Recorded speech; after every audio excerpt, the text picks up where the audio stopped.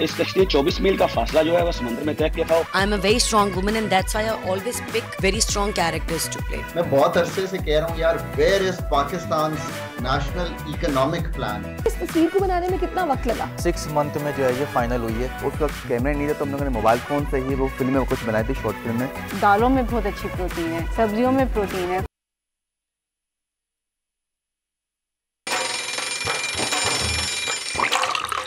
आजकल जिंदगी सुबह आउट ऑफ कंट्रोल है, दुनिया बोल है, मेरी दुनिया बोल है।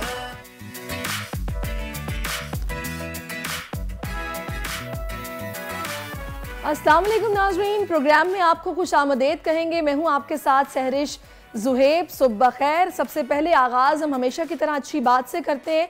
तो आज की अच्छी बात उर्दू के मशहूर नावल निगार और अफसाना निगार मुंशी प्रेमचंद का कौल है कि मायूसी मुमकिन को भी नामुमकिन बना देती है। यानी कि अगर आपके अंदर मायूसी है, आप नेगेटिविटी का शिकार हैं, तो जो काम आपका पॉजिटिवली अच्छे तरीके से होना है वो भी नेगेटिविटी का शिकार होकर नामुमकिन हो जाएगा और उस तरीके से नहीं हो पाएगा। तो कोशिश करें, जो है जैसा है उस पर सब्र करें, शुक्र करें, अच्छा सोचें और अच्छा इरादा रखें। अल्लाह ताला आपकी नीयतों का हाल जानता है, वो आपकी मदद करेगा। तो ये अच्छी बात है जो कि आज मैंने आपके साथ शेयर की है। और अब आगे बढ़ेंगे और शामिल करेंगे आज की बड़ी खबर। स्पेशल इन्वेस्टमेंट फैसिलिटेशन काउंसिल का क़याम, मईशत की बहाली का प्लान, गैर मुल्की सरमायाकारी को फ़रोग़, सरमायाकारी में रुकावटें दूर होंगी। 2035 तक पाकिस्तान 1 ट्रिलियन की मईशत बन जाएगा। इकनॉमिक रिवाइवल प्लान किस हद तक काबिल अमल होगा, आज इस पर तफसीलन बात करेंगे। यूनान से दर्द भरी खबरों की आमद जारी, हादसे में मरने वाले पाकिस्तानियों की तादाद 81 हो गई।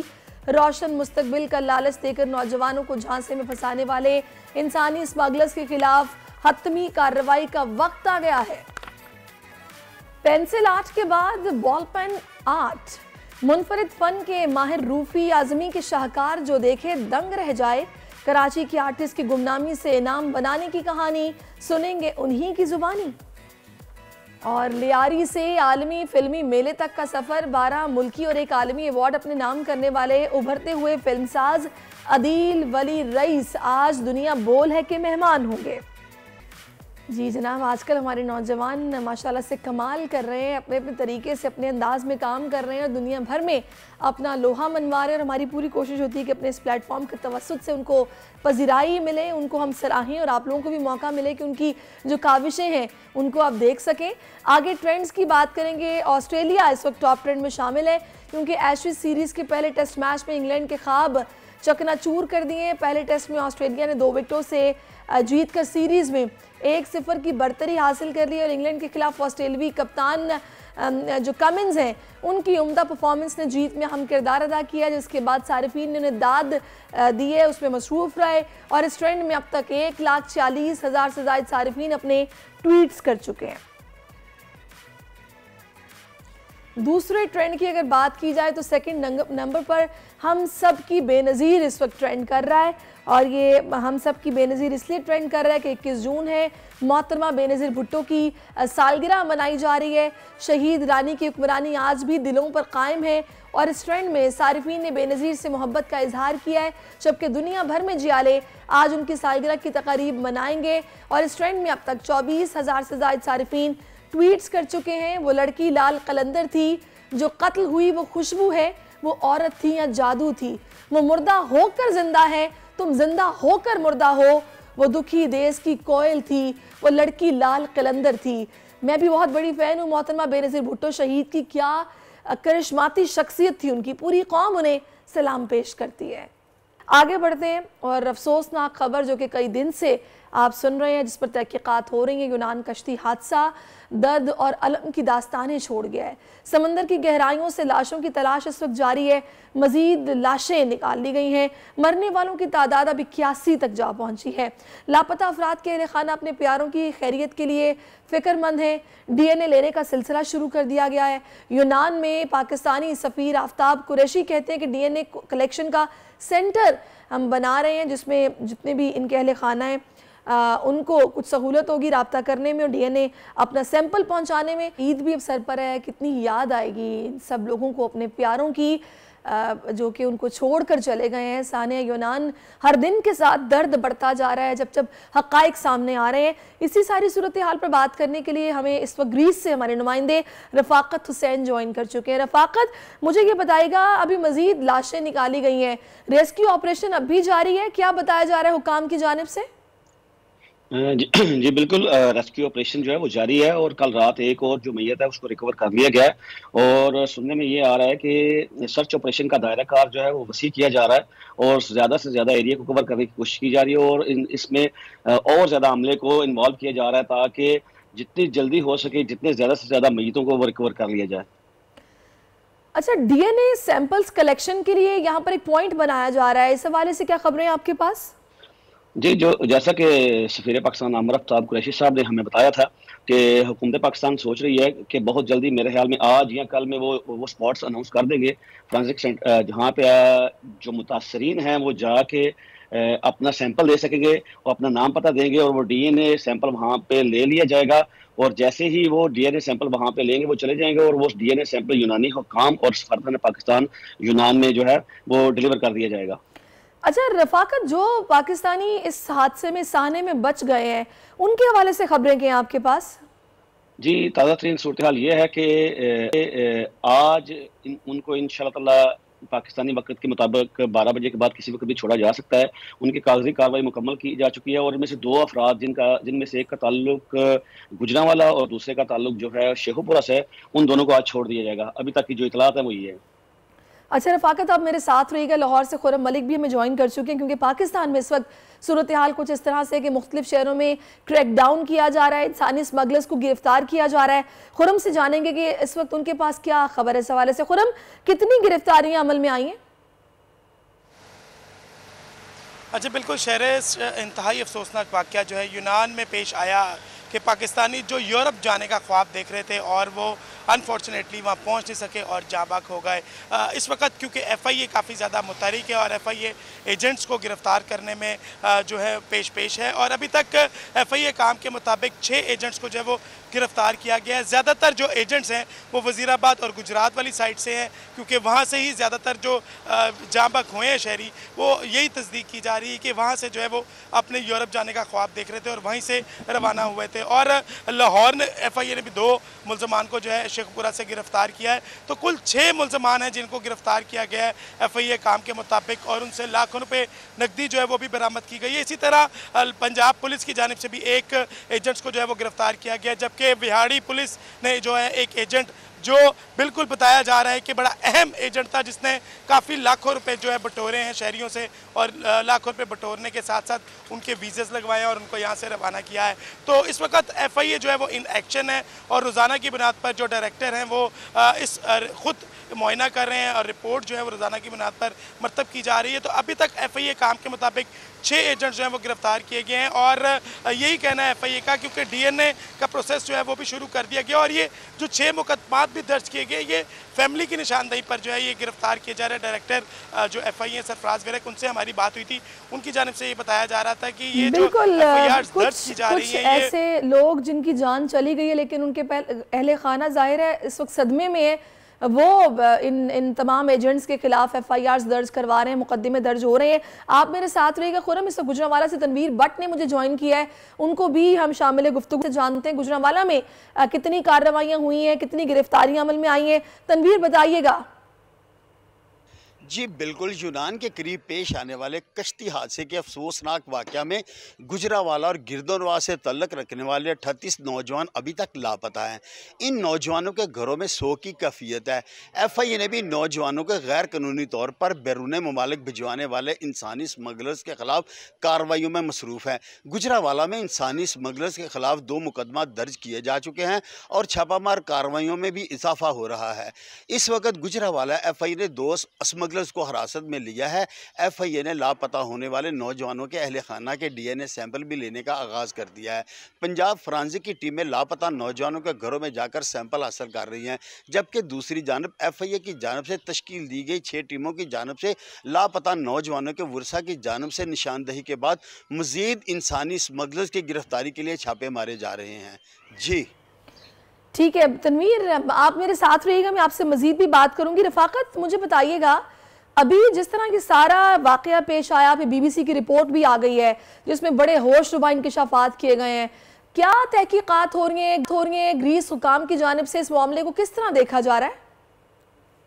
जी देख, हमने एज ए बोल चैनल सबसे पहले जो दूसरे दिन ही हमने इस पे सवाल उठा दिया था कि ये सानिया है और ये अगर ग्रीक कोस्ट गार्ड चाहती तो ये इसके नुकसानात बहुत ज़्यादा कम हो सकते थे, और वो बात आहिस्ता आहिस्ता जो है मज़ीद वाज़ेह होती जा रही है।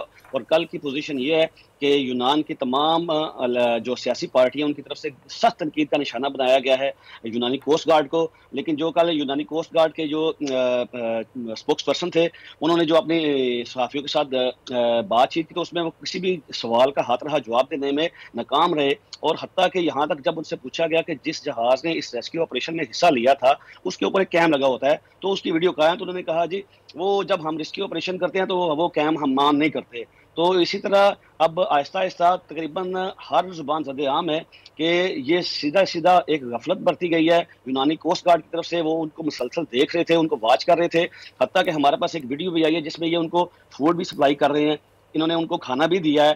तो क्या वजह है कि दिन 2 बजे से लेकर सुबह 3 बजे तक ये उनको देखते रहे, मुसलसल वॉच करते रहे, और इन्होंने उनकी मदद करने की कोई कोशिश नहीं की, ना उनके पास जाने की कोशिश किया, बल्कि उल्टा ये कह रहे हैं कोस्ट गार्ड वाले कि अगर हम कोशिश करते, हमने कोशिश की उनके पास जाने की, लेकिन उन लोगों ने कहा नहीं नहीं हमने नहीं जाना, हमने इटली जाना है। लेकिन ऐसी कोई सूरत हाल जो रिटर्न में के सबूत के साथ वो यूनानी कोस्ट गार्ड जो है साबित करने में नाकाम रहे। अच्छा, ये भी बताया जा रहा है कि इस कश्ती में कोई ट्रैकर मौजूद नहीं था, वरना डेटा उससे मिल जाता, कुछ मालूमात मिलती कश्ती कहाँ है, किस पोजीशन में है, वो भी नहीं लगा हुआ था। जी देखिए जी, इस कश्ती ने 24 मील का फासला जो है वह समंदर में तय किया था। और फॉरेन टैक्स की जो वीडियो है जो कल हमने अपने नाज़रीन को दिखाई भी उसमें नजर आ रहा है, और जो अब यूनानी मीडिया पे वीडियोस चलाई जा रही है उसमें नजर आ रहा है कि ये बाकायदा उनको वॉच कर रहे हैं और ज्यादा फासले से वॉच नहीं कर रहे। और उनकी पोजीशन जो है हमारे पास जो उसकी तस्वीर सैटेलाइट से ली गई हैं और जो कैजुअल उन्होंने बनाया वो आ गई हैं, जिसमें नजर आ रहा है कि ये उनको मुसलसल वॉच कर रहे थे, उनको देख रहे थे और उनको ये पता था। अच्छा, मुझे ये बताइएगा, अभी रफाकत जो सारी सूरत हाल है, मुझे सिर्फ 2 बातें जल्दी से बता दें। एक तो UN की जानिब से तहकीकात का मुतालबा किया गया है क्योंकि बहुत बड़ा सानिया है, उसको कितना सीरियस लिया जा रहा है, और दूसरा यूनानी हुकाम दफ्तर खारजा के साथ कितना तावन कर रहे हैं?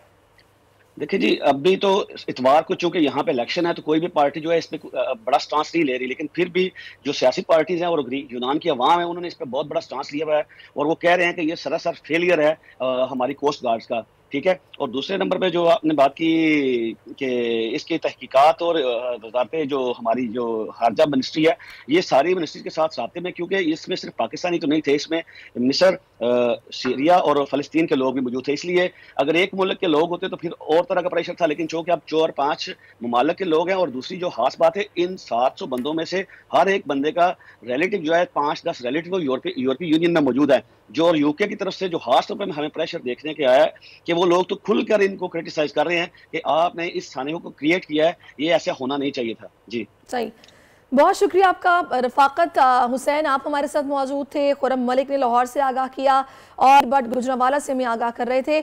इस सारी सूरत हाल में नाजरीन घेरा जो है वो इन तमाम इंसानी स्मगलर्स के खिलाफ अब तंग किया गया है।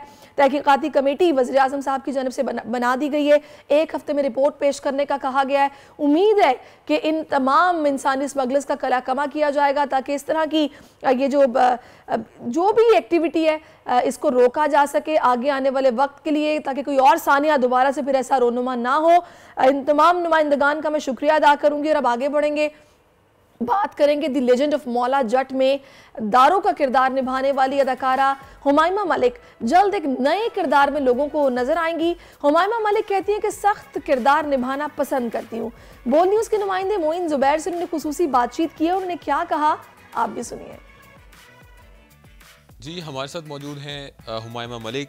इनको आपने सिल्वर स्क्रीन पर देखा रिसेंटली, बल्कि रिसेंटली इसलिए कह रहा हूँ कि इनके किरदार को अभी तक लोग भूल नहीं रहे, दारों के किरदार को। लेकिन देखने वालों के लिए और सुनने वालों के लिए एक अच्छी खबर ये है कि इस किरदार के अलावा अब एक नया किरदार जो ऑन स्क्रीन नज़र आएगा आप देखने वालों को, वो है जिंदो। ये किरदार है क्या, हुमायमा मलिक से ही जानते हैं। अस्सलाम वालेकुम। वालेकुम अस्सलाम। अच्छा, आपके प्रीवियस किरदार पर सिर्फ छोटा सा कमेंट करूँगा, उसके बाद आपसे जिंदो के बारे में पूछूंगा कि दारो के किरदार में अगर आपके कोई कमेंट्स ना भी होते, आपके उसमें आप बोल ना भी रही होती, जिस पावरफुल तरीके से आपने उसको प्रेजेंट किया वो ज़बरदस्त था। अब जिंदो के बारे में बताएं, क्या ये भी इसी तरह का किरदार है? आप ज़रा सख्त, जिसको कहते हैं एक सख्त लौंडा एक सख्त लौंडी, इस तरह नजर आएंगे? लौंडी, ओके, ये वर्ड मैंने पहली दफ़ा सुना है, लेकिन मैं एक बहुत ही सख्त इंसान हूँ और एक बहुत ही सख्त औरत हूँ अल्हम्दुलिल्लाह। I am a very strong woman and that's why I always pick very strong characters to play. मुझे लगता है कि एक अदाकार यही होता है कि वो अगर दरख्त बन के भी कमरे में खड़ा हुआ है तो पता चले कि वो छाँव दे रहा है दरख्त, या वो दरख्त फल दे रहा है, या कुछ ना कुछ उस एक्टर को उस कैरेक्टर में देना पड़ता है। सो मुझे हमेशा से ही आई थिंक सिर्फ दारो नहीं, ज़ैनब जब मैंने बोल का किया, या मैंने इश्क़ दीवानगी किया टीवी अगर किया, या मैंने जितने भी कैरेक्टर्स किए, जितने भी पाकिस्तान में या इंडिया में, मुझे लगता है कि सभी बहुत स्ट्रॉन्ग रहे हैं। और जिंदो जो है वो मेरी ज़िंदगी से बहुत बहुत और दिल के बहुत करीब है, क्योंकि जिंदो एक्चुअली मुझे लगता है जैसे मेरी कहानी है, क्योंकि उस लड़की ने बहुत कुछ सफ़र किया है। दारो तो फिर एक प्रिंसेस थी ना, ज़ैनब एक मज़लूम लड़की भी थी, लेकिन जिंदो ने मज़लूमियत का भेद पहन के अपने आप को बेचारा नहीं दिखाया है, बल्कि उसने जी जान से और बेबाक होके हर मुश्किल का सामना किया है। सो इसलिए जो मेरा ड्रामा है जिंदो, जो आप देखेंगे बहुत जल्दी, आई थिंक वो ज़िंदगियाँ बदलेगा लोगों की, जैसे ज़ैनब ने बदली थी। अच्छा, आपने कुछ चीज़ें बताई कि सोशल इश्यूज़ का मुकाबला कर रही है, तो ये आपकी पर्सनल लाइफ से कुछ हद तक रिलेट करता होगा? कोई इस तरह की प्रेजेंटेशन है इसमें? जाहिर है, because I think social issues नहीं होते हैं ज़िंदगी के बहुत सारे एक औरत के इश्यूज़ होते हैं, जो कि औरत दिन ब दिन अपना मकाम बनाने के लिए हर चीज़ से फ़ाइट कर रही होती है। और हर औरत ज़रूरी नहीं है कि वो बेचारी हो, हर औरत ज़रूरी नहीं है कि अगर वो मज़लूम हो तो भी वो बेचारी हो, लेकिन एक औरत जिसने वाकई तकलीफ़ें देखी हों, जो कि जिंदो का कैरेक्टर था, वो इसलिए मैं कह रही हूँ कि मुझसे रिलेट करता है बिकॉज़ उसका पूरा बचपन दिखाया है, right, कि how she deals with not just social issues, with the issues that have been created in her past from her family also, right. मैं एक 6 बहन भाइयों की बहन हूँ, तो मैं इस चीज़ को इसलिए रिलेट कर सकती हूँ। ज़रूरी नहीं है कि जो आप जिंदो में देखें वो मेरी ज़िंदगी में हुआ हो, लेकिन जिस तरह स्ट्रॉन्गली जिंदो ने डील किया है सारी चीज़ों को, हाँ वो ज़रूर मैं वैसी रही हूँ। ये बताएं, आपने सरहद पार भी काम किया, पाकिस्तान में तो अब ज़बरदस्त काम कर ही रही हैं आप, तो अब कुछ हद तक हमारी इंडस्ट्री, ड्रामा इंडस्ट्री और फिल्म इंडस्ट्री उस लेवल पर आ रही है। हम उनका नाम नहीं लेते, लेकिन ये है कि इंटरनेशनल लेवल पर कंपटीशन है हमारा। ये बड़ा कॉमन सवाल है आपसे। नहीं, मुझे लगता है कि हमारे पास पाकिस्तान में रहकर हम पाकिस्तान की बात करें, हमारा कंटेंट बहुत अच्छा है, हमारे राइटर्स बहुत अच्छे हैं, हमारे एक्टर्स बहुत अच्छे हैं, हमारे टेक्नीशियंस बहुत अच्छे हैं, और मैं मुकाबला क्यों एक ऐसे मुल्क से करूं जिसका आप नाम भी नहीं लेना चाह रहे? इसलिए मैंने नाम भी नहीं लिया, तो बस बात ख़त्म हो गई। अच्छा, ये ड्रामा इंडस्ट्री, जो भी ड्रामा आता है वो मकबूल हो जाता है, जो भी ड्रामा आता है, मैंने ये नोटिस की है। उसकी वजह यह है कि लोगों को फ्री में स्क्रीन पर देखने को मिल जाता है। अच्छा, और जब फ्री बना दिया तुमने? नहीं, फ्री में इसलिए है कि ऑन स्क्रीन हमें मिल रहा है, घर बैठे हम देख रहे हैं। जब अब फिल्म आ जाती है तो फिल्म में हम लोग टिकट्स परचेज़ नहीं करते, और फिल्म जो है वो फिल्म इंडस्ट्री उस तरह की फ़िल्म बिज़नेस नहीं कर पाती। अभी रिसेंटली देखिएगा आप, ईद उल अज़हा पे जो फिल्में रिलीज़ होनी है 10 के करीब। मेरी आज तक हर फिल्म ने बिज़नेस किया है, इसलिए मुझे उन फिल्मों का पता ही नहीं है जो बिज़नेस नहीं कर सकती। अच्छा, ठीक है, लेकिन हम ये कह लें कि ड्रामा इंडस्ट्री फिर भी तरक्की कर रही है पाकिस्तान। ड्रामा इंडस्ट्री, मुझे नहीं लगता कि हर ड्रामा हिट होता है। ड्रामा देखने वाली जो क्राउड है, जो हमारा पाकिस्तान की आवाम जो ड्रामा देखती है, वो बहुत संजीदा, बहुत समझदार आवाम है, बहुत ज़्यादा।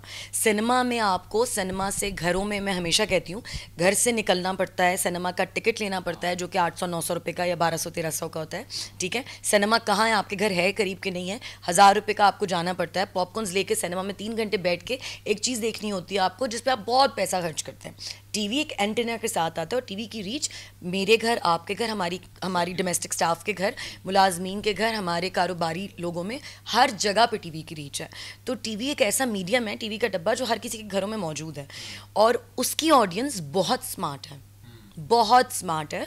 उनको पता है कि उनको क्या कंटेंट पसंद है और क्या नहीं पसंद है, और वो उस पर तनकीद भी करते हैं, उसको देखते भी हैं। और सिर्फ पाकिस्तान में नहीं, हमारा जो सरहद पार मुल्क है उसमें और हमारे बाकी कंट्रीज़ में भी, एशिया के, ग्लोबली हमारे drama industry is doing very good, but not every drama, क्योंकि हर ड्रामा एक डिफरेंट कंटेंट के साथ आ रहा है।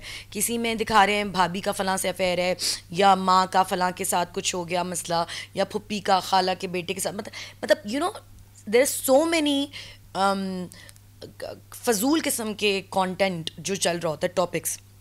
उस सब में से, उन 12 चैनल्स में से या 12 ड्रामों में से एक ड्रामा पिक होता है और वो हिट होता है। तो सारे ड्रामे हिट नहीं होते, मत बोलना। आपने बड़ी अच्छी समरी बयान कर दी, और उम्मीद करते हैं कि जिस तरह इनकी फ़िल्म थी the legend of Maula Jatt, उसमें इनका किरदार अभी तक लोग याद रख रहे हैं।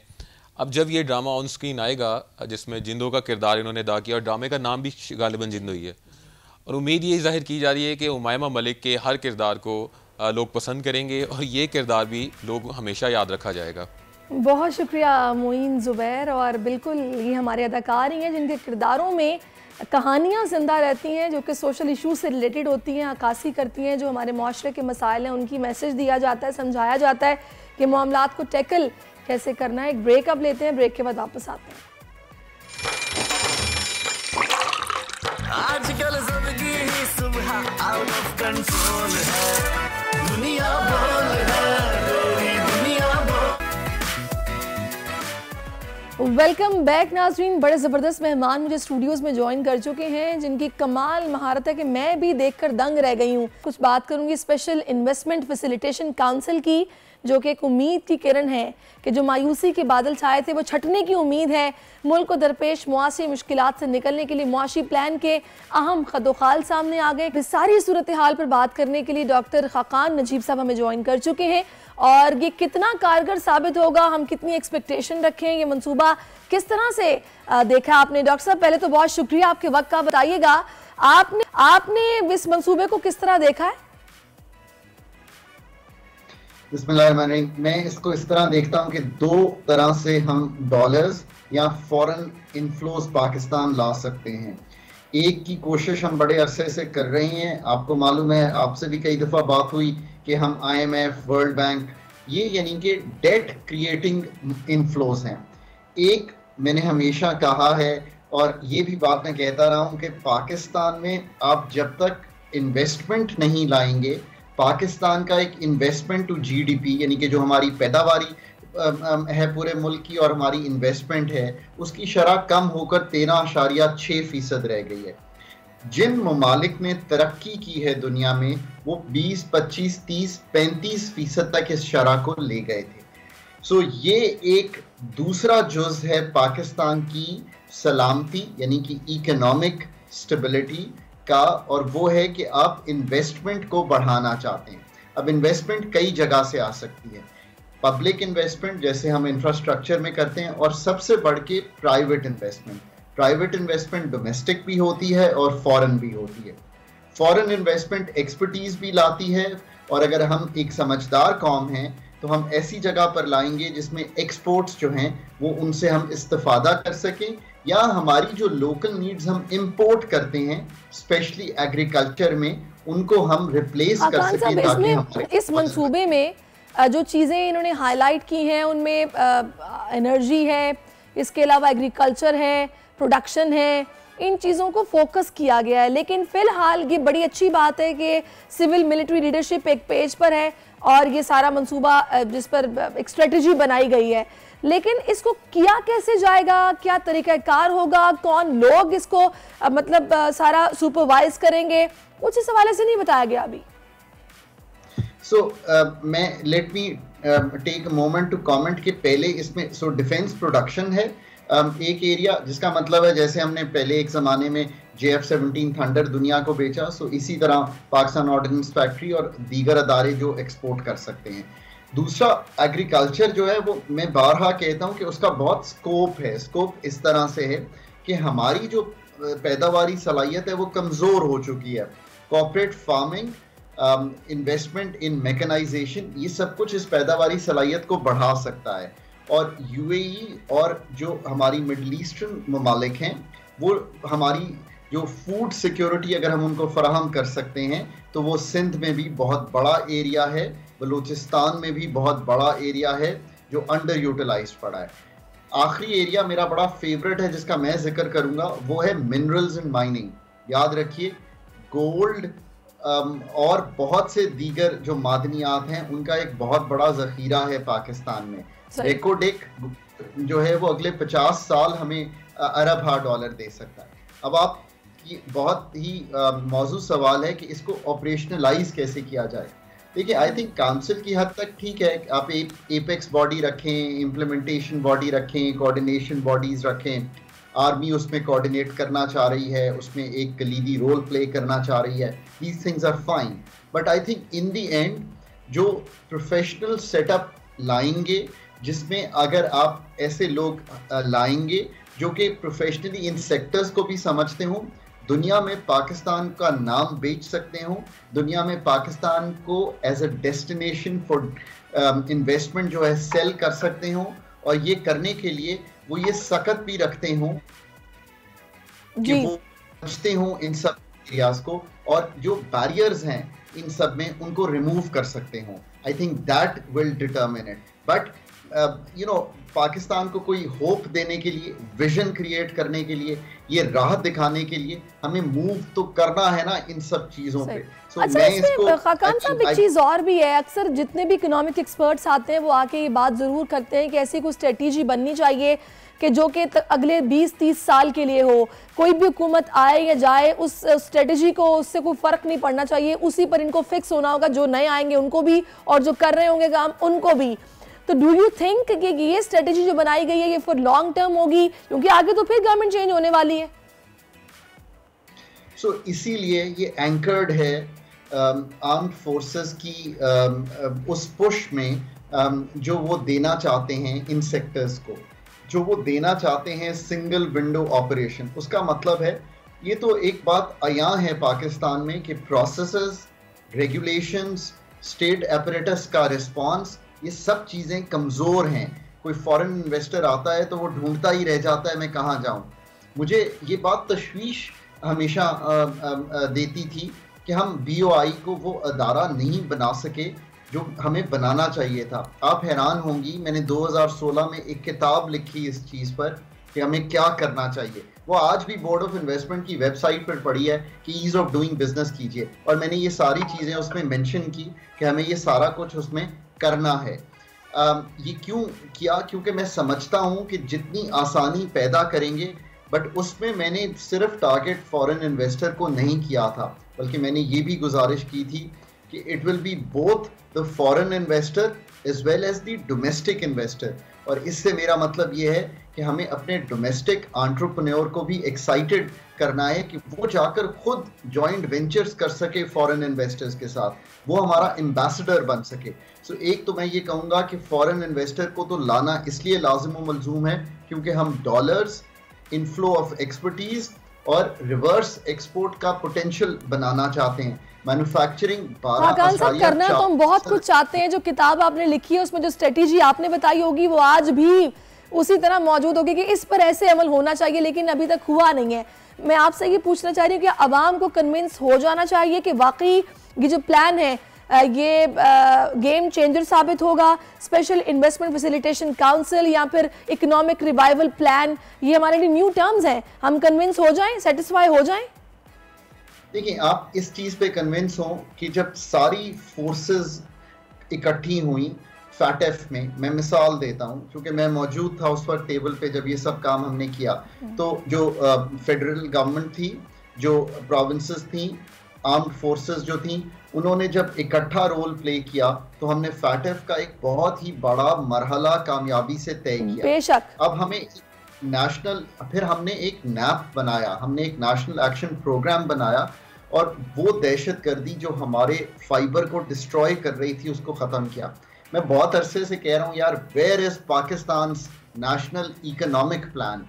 तो अगर इसको मैं एक जुज समझूं, आप छोटा ही जुज मान लीजिए कि ये नेशनल एक्शन प्लान जो पाकिस्तान का होना, हमेशा जब मैं आपसे गुफ्तगू करता था पहले तो आप पूछती थी IMF का क्या हुआ, तो मैं कहता था कि IMF का ही प्लान इन वोग है, वही आते हैं, वही कंडीशनैलिटीज डालते हैं। आज एटलीस्ट आपने सोच शुरू तो की है कि चलें एक जी, ये बहुत पॉजिटिव जेस्चर है पाकिस्तान। और इंशाल्लाह अभी बात हो रही है कि 2035 तक हमने पाकिस्तान की मईशत को 1 ट्रिलियन की मईशत बनाना है, तो हम एक्सपेक्टेशन अच्छी रखते हैं। और सबसे बड़ी बात इसमें यह है कि हमारी जो मिलिट्री लीडरशिप है वो भी इसकी हिमायत कर रही है और इसमें साथ मौजूद है, तो इंशाल्लाह अब चीज़ें बेहतरी की जानिब जाएंगी। बहुत शुक्रिया खाकान नजीब साहब, आपने अपना कीमती वक्त हमें दिया, बस गुफ्तगू आपने की है सारी सिचुएशन पर जो कि ऑन गोइंग है। अब आ जाते हैं जनाब अपने हीरो की तरफ। हीरो पाकिस्तानी से आपको मिलवाते हैं जो बॉल पेन से मुख्तलिफ किस्म की तस्वीर बनाने के माहिर हैं। पेंसिल से तो आर्ट वर्क आपने सुना होगा कि स्केच बनता है, काम होता है, लेकिन बॉल पॉइंट से ये मुश्किल काम करने वाले रूफी आज़मी जो कि नज़रों से ओझल थे, लेकिन आज हमने इस गुमनाम आर्टिस्ट को आप लोगों के सामने बिठा दिया है। बहुत शुक्रिया आपके वक्त का। वालेकुम अस्सलाम।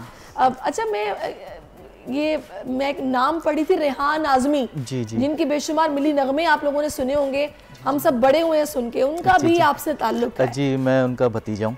अच्छा, आप उनके भतीजे? जी, मैं उनका भतीजा हूँ। और बस यूँ समझ लें कि वो ये आर्ट वर्क भी उनको देख के ही स्टार्ट किया, कि वो आर्टिस्ट भी थे और हल्के फुल्के स्केचेस वगैरह जो है वो बनाते थे। तो एक दिन वो पंजतन पाक की कैलीग्राफी कर रहे थे और एक कोई उनकी फ्रेंड्स थी उसका स्केच कर रहे थे, तो वो देख के मैं बैठा हुआ देख रहा था। अच्छा, बचपन से शौक़ तो था मुझे काम करने का।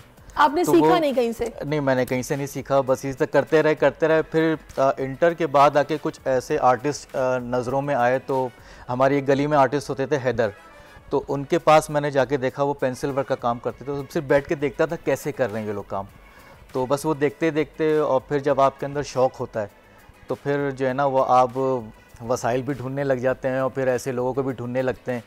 अच्छा, जिस वक्त मैं ये काम पेंसिल वर्क में कर रहा था तो सोशल मीडिया इतना इन नहीं था यहाँ पर। अब फिर जब सोशल मीडिया आया तो उसमें बॉल पेन वर्क नज़र आया यूरोप का, तो वो बहुत ज़्यादा इंस्पायर उसने मुझे किया। और फिर मैंने यहाँ सर्च किया कि शायद पाकिस्तान में कोई बहुत सीनियर लेवल पे कोई काम बॉल पेन पे हो रहा हो, तो मुझे नज़र नहीं आया। और ये हो सकता है कि टैलेंट भरा हुआ है पाकिस्तान में, कोई हिडन हो, तो लेकिन मेरी उसमें नज़र में नहीं आया। तो फिर उठाया कि भी चले बॉल पेन को करके देखते हैं क्या है ये सीन, यूरोप इतना आगे जा रहा है और इंडिया इतना आगे जा रहा है। इतनी हैरान हुई नाज़रीन, मैं आपको दिखाती हूँ कि आप इमेजिन करेंगे कि ये जो काम है ये एक बॉल पॉइंट से हुआ है, यानी ये बॉल पेन से ये तस्वीर बनी है।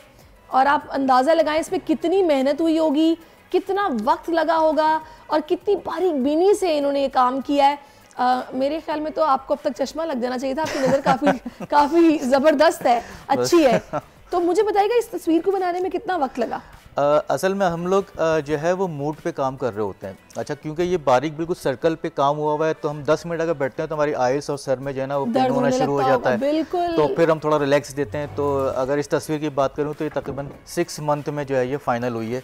अच्छा जी, तो फिर आप तो फिर बहुत सारी पिक्चर्स एक साथ शुरू कर देते होंगे अगर 6 महीने का वक्त? 2-3 एक साथ यूज़ करते हैं। कभी होता है इस पे मूड नहीं हुआ, दूसरी पे मूड बन गया तो उसको स्टार्ट कर देते हैं। और कभी कभी ऐसा होता है कि हम पूरा महीना बस लेके बैठते हैं और मूड नहीं बनता और वो ऐसे ही छोड़ देते हैं, काम नहीं कर पाते उस पर। अब इस सारी चीज़ में ना जो सबसे बड़ा पॉइंट है वो ये है कि आपकी इतनी मेहनत, इतनी लगन, इतना शौक़, क्या ये आपका ज़रिया मुआश है?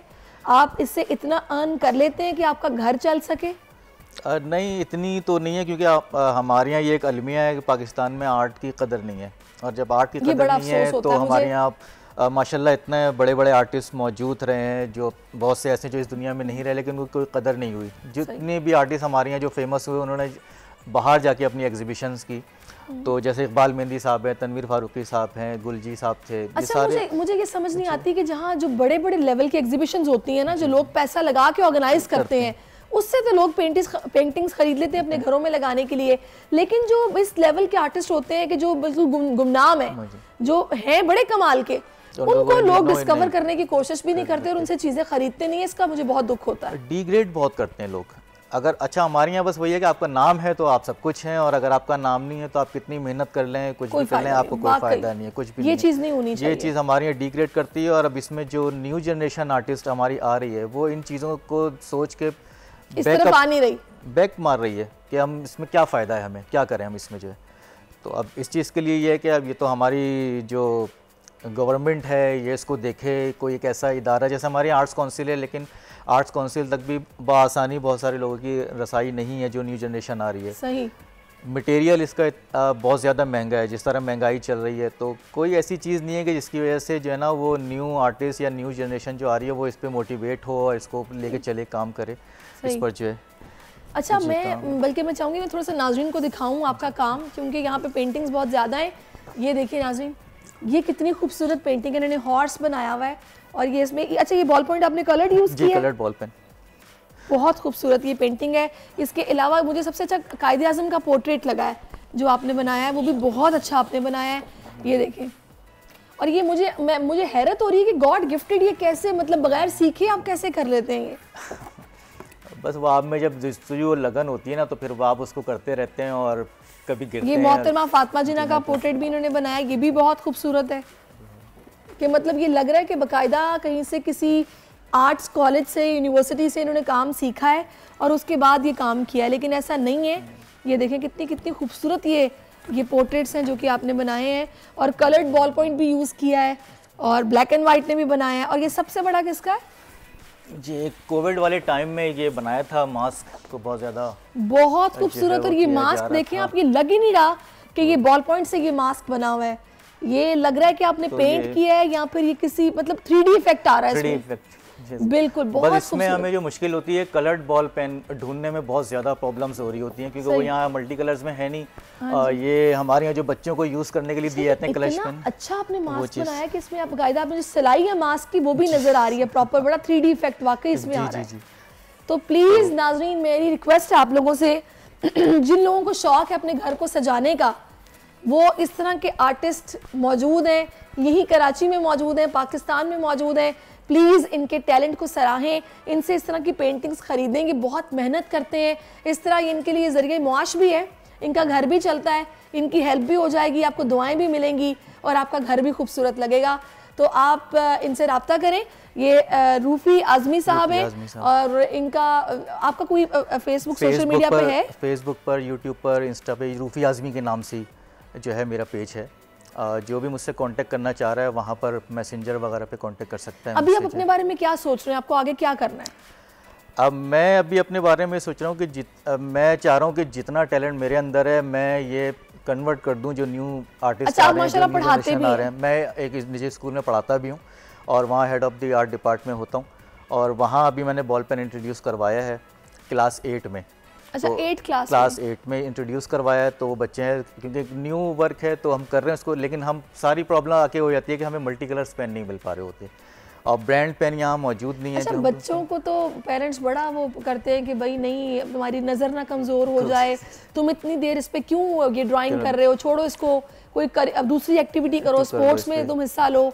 ऐसा ही। अच्छा, बात वही है कि वो जिसमें शौक होता है ना वो फिर लगता है मेरे पास, जैसे कभी हमारी पेरेंट्स मीटिंग होती है तो उसमें ये भी आता है कि यार हमारे बच्चे तो दिन भर बैठा यही कर रहा होता है, आपने उसको कहाँ लगा दिया। अब मैं ये नहीं सोचता कि मैं इसको पॉजिटिव लूँ या नेगेटिव लूँ, कि एक बच्चा जो कुछ नहीं कर रहा था और उसका सारा रुझान बैलेंस होना चाहिए उसको। तो हम यही बच्चों को कहते हैं कि बेटा एकेडमिक को भी अपनी देखो और फ्री उसमें ये भी देखो, जब आप इंटर या ग्रेजुएशन वगैरह के बाद आओ तो फिर आप इसको बाकायदा लेके चलो। अभी क्या सोचा है, कोई एग्जीबिशन आप भी सोच रहे हैं? एग्जीबिशन का मैं सोच रहा हूँ, लेकिन एग्जीबिशन का बात वही है कि हमारे यहाँ एग्जीबिशन वाली केस वही है, आप जितना गोल्ड डालेंगे उतनी बेहतरीन आपको रिजल्ट मिलेगा।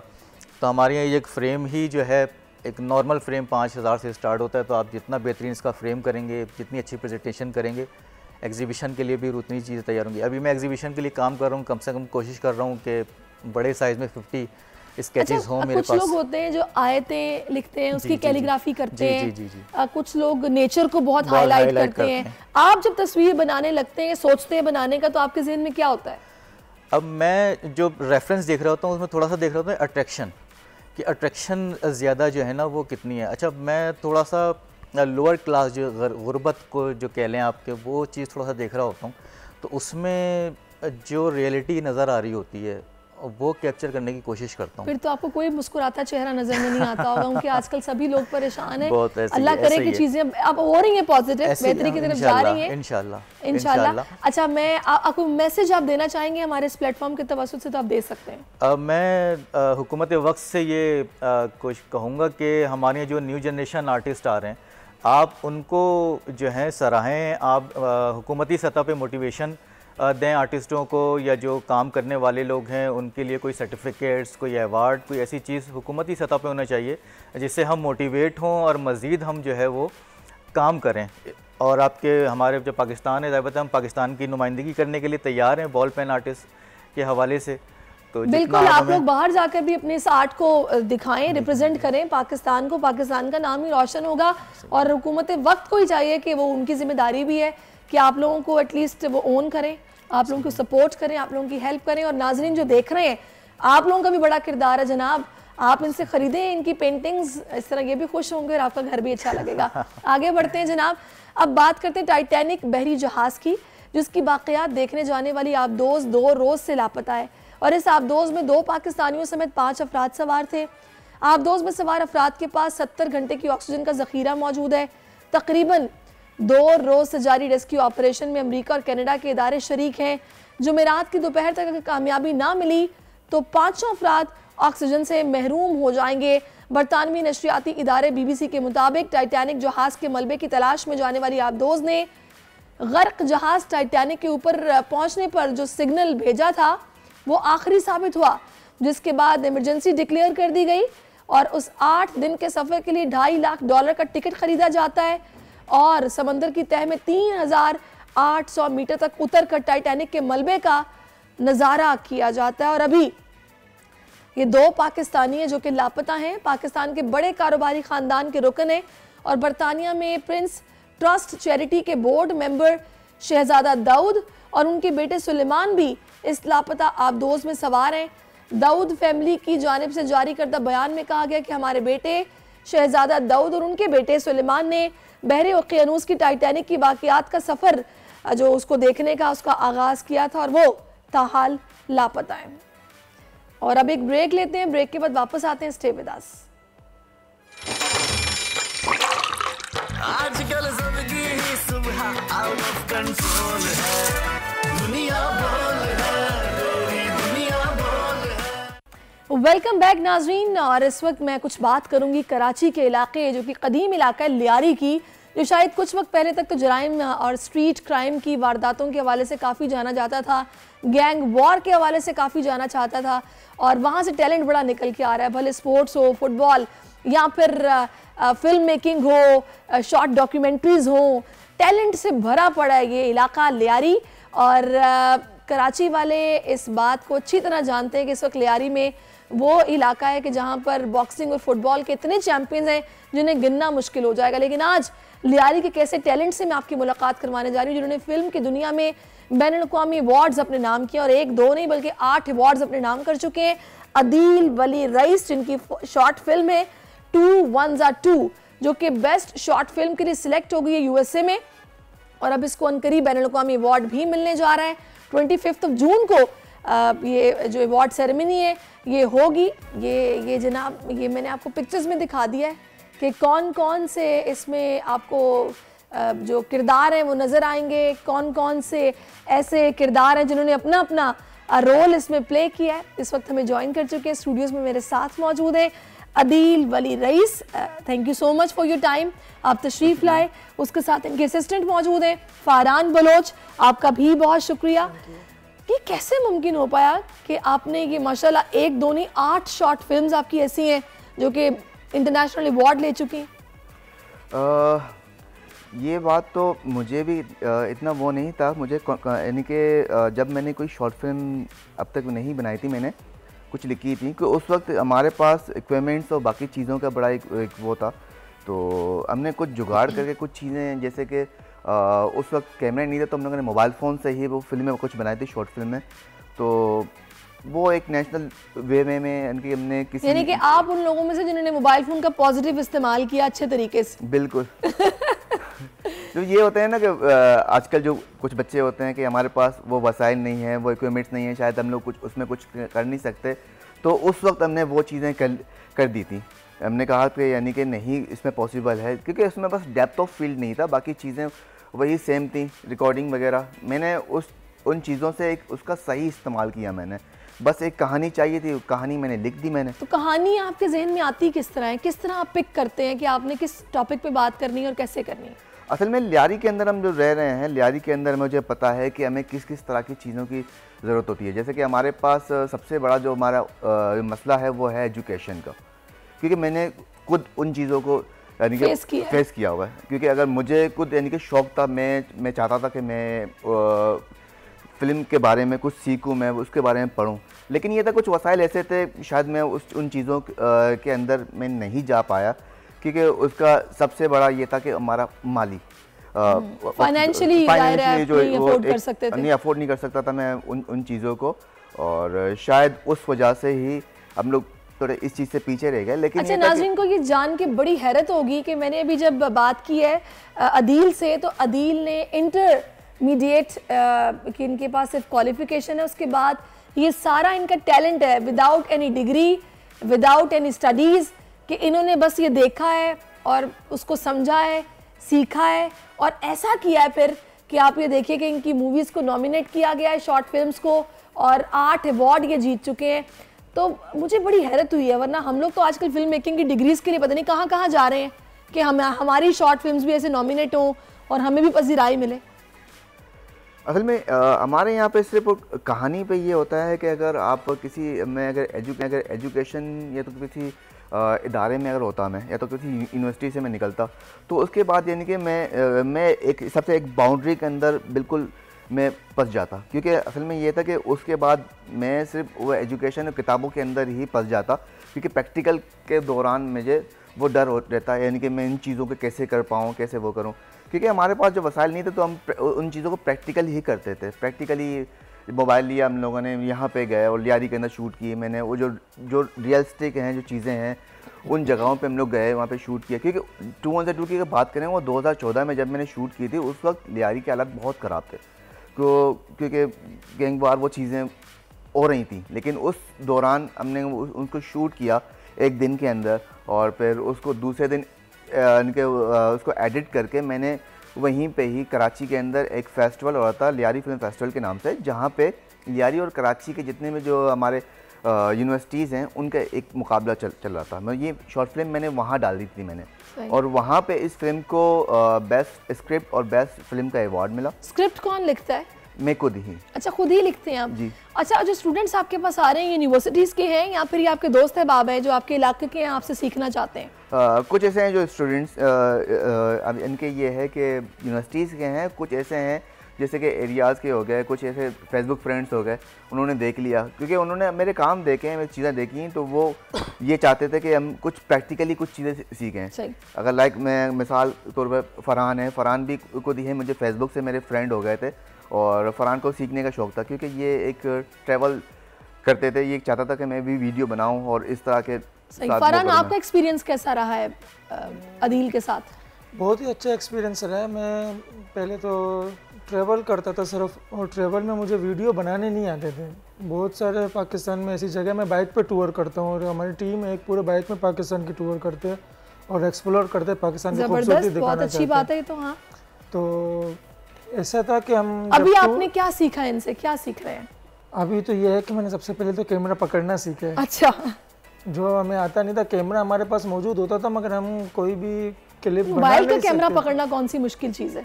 पकड़ने की बात नहीं है, मगर कौन से फील्ड है, कौन से फ्रेम कैसा लेना है, कितना जूम इन करना है, कितना जूम आउट करना है, ठीक है। फिर उसको एडिट में लेके जाएंगे, हमने बनाया कुछ है, फिर एडिट में उसको जब हम लेके जाएंगे तो वो एडिट ही नहीं हो पाता जिस तरीके से हम लोग सोचते हैं। बिल्कुल। तो इसी वजह से फिर मैं सीखने के गया, तो माशाल्लाह से बहुत कुछ सीखा। यानी वो जो सिनेमेटोग्राफी होती है ना, वो आप इनसे सीख रहे हैं। अच्छा, एक बड़ा इंपॉर्टेंट पॉइंट, उसके बाद क्योंकि मुझे मंडी भी जाना है, क्योंकि आपको पता है ईद है, आप लोगों ने खरीदा है कुछ? इंशाल्लाह इरादा किया है मैंने। अच्छा, इरादा किया है। चले भी दिन है, 8 दिन है। अच्छा, इन पॉइंट हम अक्सर ये सुनते हैं जबकि जनाब किसी की डॉक्यूमेंट्री या किसी की शॉर्ट फिल्म बाहर किसी फेस्टिवल में नॉमिनेट हुई है तो हमें लगता है कि वो पाकिस्तानी बो लगा के जाएगा और ऐसे अवार्ड मिल रहा होगा, सबकी नज़रें उस पर होंगी, कोई मसला ही नहीं टिकट का, सफ़र की भी कोई प्रॉब्लम ही नहीं है। ऐसा ही होता है? आप इटली गए थे, कैसे गए थे जब आपकी पोस्ट ये जो डॉक्यूमेंट्री पोस्टर है इसको जब वहाँ पे मिला था अवार्ड, तो कैसा एक्सपीरियंस रहा आपका? एक्सपीरियंस कुछ यूँ था कि उस वक्त भी जब मेरी पोस्टर फिल्म नॉमिनेट थी और सबसे पहले मैं बॉल ही चैनल में ही आया था और यहीं से ही मुझे कॉल आया था कि हम आपको हेल्प करेंगे वहाँ जाने के लिए। अच्छा। लेकिन वहाँ का प्रोसेस यूँ था कि 40 दिन का एक प्रोसेस था, फिर हमारा बैक स्टेटमेंट जो ये इन चीज़ों के अंदर हम फंस गए थे क्योंकि जाहिर सी बात है हमारे पास फाइनेंशियली इतना वो नहीं है कि हम लोग, मैं सिर्फ नॉमिनेट हो सकता हूँ, अपनी फिल्म पर जीत सकता हूँ, लेकिन यानी 25 जून को भी आप नहीं जा रहे? बिल्कुल नहीं जा रहा मैं। और वजह क्या है कि आपके पास टिकट के पैसे नहीं है? टिकट के पैसे नहीं, फाइनेंशियल इशू। अब हमारे पास इतने हैं कि हम लोग यहाँ पे फिल्म तो बना सकते हैं। यहाँ पे कोई ऐसी एसोसिएशन नहीं है, कोई ऐसा इदारा नहीं है जो कि इस तरह के टैलेंट को सपोर्ट करता हो और आप लोगों की हेल्प करे, या स्पॉन्सर्स आपको मिल जाए और आप बाहर चले जाएं? इस तरह के कोई फ़िलहाल तो कोई, जितने भी जो मैंने अवार्ड जीते और जितने भी न्यूज़ में आया मैं और इंटरव्यूज़ आए हैं, उसके बाद तो शायद कोई ऐसा कोई वो नहीं है, किसी ने कॉल किया या तो किसी ने कहा कि आप चलो मैं इस पर आपको हेल्प आउट करूँगी कि आप वहाँ जाएँ और पाकिस्तान की नुमाइंदगी करें। कुछ ऐसा भी हो सकता है कि आपकी उन शॉर्ट फिल्म्स को यहाँ पे रिलीज़ किया जाए, जाहिर है एक रेवेन्यू जनरेट हो सकता है और वहाँ आपको ले जाया भी जाए, वहाँ पे अलग पजीराई होगी। मैं इस पर आपसे मज़ीद बात करूँगी, पब्लिक के रिस्पॉन्स के ऊपर भी आपसे बात करूँगी, लेकिन अभी मैं चलती हूँ जनाब मंडी, क्योंकि मंडी जाना बहुत ज़रूरी है। ईद आ गई है, वहाँ पे क्या चल रहा है ये भी हमें मालूम होना चाहिए ना, कि रेट्स कहाँ तक पहुँचे हैं और कितनी इस वक्त रौनक है मंडी में। इस वक्त हम पेशावर का रुख करेंगे जहाँ पर हमारे साथ मौजूद है हमारे नुमाइंदे आसिफ, उनसे जानेंगे नवाब शेर से। नवाब बताइएगा, आप मंडी में मौजूद हैं, आप क्या भाव ताव चल रहा है? जी बिल्कुल, बड़ी ईद के लिए बड़ी ख़रीदारी का सिलसिला जारी है और पेशावर की मवेशी मंडियों में रश जो है वो काफ़ी बढ़ चुका है क्योंकि वक़्त है कम और मुकाबला है सख्त और मुल्क भर से जो है वो इस मंडी में जानवर लाए गए हैं, जो कि मैं इस वक्त पेशावर की मंडी में मौजूद हूँ। लेकिन यहाँ पर जानवरों की कीमतें जो है वो आसमान से बातें कर रहे हैं और पिछले साल जो जानवर 2 लाख का मिल रहा था अब उनकी कीमत 4 लाख तक पहुँच चुकी है। इसी तरह जो बैल है उनकी कीमतों में भी इजाफा हुआ है, ऊँट जो है वो भी 3 लाख से 6 लाख रुपए तक पहुंच चुका है, जबकि बकरे और दुम्बों की कीमतों में भी काफ़ी इजाफा हुआ है। मेरे साथ इस वक्त डेरा गाजी खान के व्यापारी मौजूद, बात करते हैं। जी, आप लोग डेरा गाजी खान से लेके आए हो जानवर, मंडी कैसी है और कीमतें क्यों ज़्यादा है, गाहक ज़्यादातर शिकायत कर रहे हैं? जी मंडी अच्छी है, ये कीमतें इसलिए है कि क्योंकि ट्रांसपोर्ट का किराया भी बहुत ज़्यादा है और घासा भूस ये सब चीज़ महंगा है, इसीलिए मंडी भी महंगी है। और गाहक है कि नहीं है? गाहक इतना नहीं है, कम है, गाहक भी कम है और बिक्रा भी इतना नहीं हो रहा है, इसीलिए। अच्छा, आपके पास किस किस नस्ल के बैल है? बैल यही वाले है जो है आपके। अच्छा, ये आज जैसा कि आप लोग देख रहे हैं कि व्यापारी का यही कहना है कि मंडी में ख़रीदार तो बहुत है लेकिन ख़रीदारी ना होने के बराबर है और वो डेरा गाजी खान से जो है वो बैल लेकर आए हैं इस मंडी में। और इस वक्त जो है वो जानवरों की कीमतें काफ़ी ज़्यादा है, जबकि व्यापारियों का यही कहना है कि महंगाई का असर जो है वो जानवरों की कीमतों पर भी पड़ चुका है, क्योंकि जानवरों का चारा जो भूसा वगैरह है उनकी कीमतें भी बढ़ चुकी है। पिछले साल जानवरों का जो चारा यहाँ पर बकरा जो है वो 30,000 से लेकर 70,000 रुपये तक मिल रहा है और पिछले साल यही बकरे जो थे वो तकरीबन 20-25 हज़ार में मिल रहे थे। जो 20-25 हज़ार का बकरा मिल रहा था अब उनकी कीमत जो है वो 40-50 हज़ार तक पहुँच चुकी है। इसी तरह जो दुम्बा 50 हज़ार का पिछले साल मिल रहा था अब उनकी कीमत 90 हज़ार तक पहुँच चुकी है। तो जिस तरह ये व्यापारी कह रहे, इनका यही कहना है कि जो चारा और दीगर जो अखराजात है जानवरों के वो भी काफ़ी महंगे हो चुके हैं और महंगाई का असर जो है वो जानवरों की कीमतों पर भी पड़ चुके हैं और जो ख़रीदार है वो भी महंगाई का रोना रो रहे हैं और उनका भी यही कहना है कि पिछले साल के मुकाबले में इस साल जो कुर्बानी के जानवर हैं उनकी कीमतें काफ़ी बढ़ चुकी है। लेकिन ज़्यादातर ख़रीदारों का यही कहना है कि सुन्नत इब्राहिमी भी अदा करना ज़रूरी है, चाहे बिल्कुल। लेकिन जाहिर है अब ये वक्त कम है, मुकाबला सख्त है। जब वक्त बिल्कुल करीब आ जाता है फिर व्यापारियों को भी पता होता है कि अपने अपना सामान अपना माल बेच के हमने अपने अपने गाँव जाना है, तो वो कुछ रेट फिर नीचे भी कर लेते हैं। फिलहाल तो जाहिर है आग लगी हुई है। आप मेरे साथ रहिएगा। सलाहुद्दीन ज्वाइन कर चुके हैं, उनसे जानते हैं कराची की मंडियों में क्या सूरत है। सलाहुद्दीन बताइए। जी बिल्कुल, ईद कुर्बान बिल्कुल करीब है और लोग जो है वो जानवरों की खरीदारी कर रहे हैं और इस वक्त मैं मौजूद हूँ मंडी के अंदर। यहाँ पर हमने देखा है कि जानवरों की जो कीमतें हैं वो इस वक्त आसमान से बातें कर रही हैं। कोई जानवर जो है वो 170, 3 लाख, 3.5 लाख, जो कि लोगों की पहुंच से दूर होते जा रहे हैं। और इस वक्त हमारे साथ व्यापारी भी मौजूद हैं, उनसे जानते हैं कि वो इस वाले से क्या कहते हैं। 500 रुपये ये 2 साल का जानवर, आप 2 साल में हिसाब लगाओ लो, 1 साल का 1,80,000 रुपया बन रहा है, तो 2 साल है तो 2 साल के पैसे कहाँ जा रहे हैं। तो गवर्नमेंट को चाहिए कि दाने इनके पैसे कम करें ना, हर चारे के पैसे कम करें तो हम माल सस्ता दें। 100 में से 75% की जेब भी गुंजाइश नहीं दे रही है सर, इनकी जेब गुंजाइश ही नहीं दे रही। आते हैं पूछते हैं लेकिन वो हालात देखते हैं वापस हो जाते हैं, लेकिन हम मजबूर हैं।